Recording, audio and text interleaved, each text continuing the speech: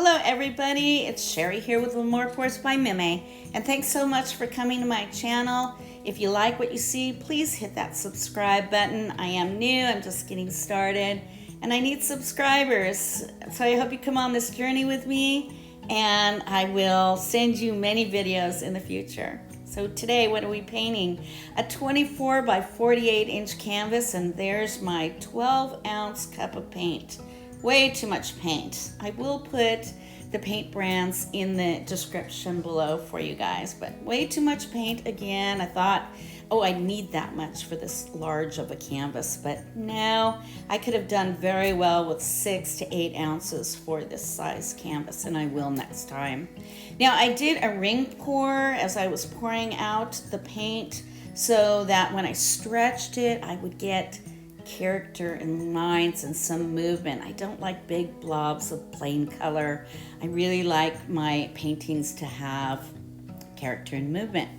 And so that's why I did the ring pour, and as you can see, those lines are coming out.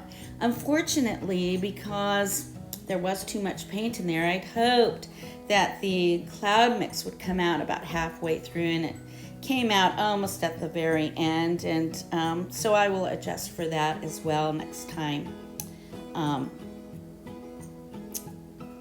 Anyway, you know, there's too much paint on the canvas, and what I want to say about that is that I loved the cloud mix right here in the video. I would have loved for it to just stay the way it was, but I knew that I needed to get the paint off.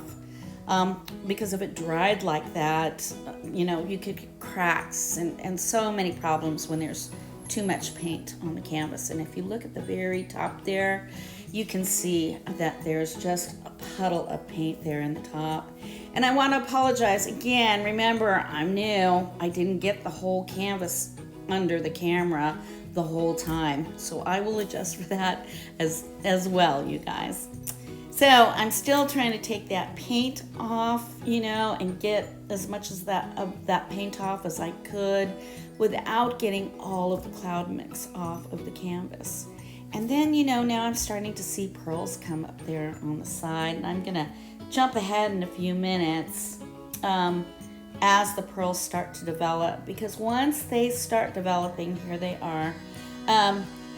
It's, you know, pearl pours are tricky that way. Too much paint, no pearls.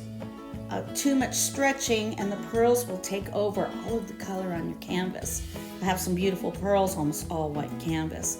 So my whole goal here is to give you color, pearls, and clouds. It's a real challenge, but I'm getting there.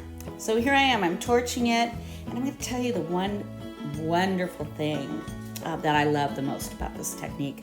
Look how it's dried. That's dried, and the colors actually come out more brilliant.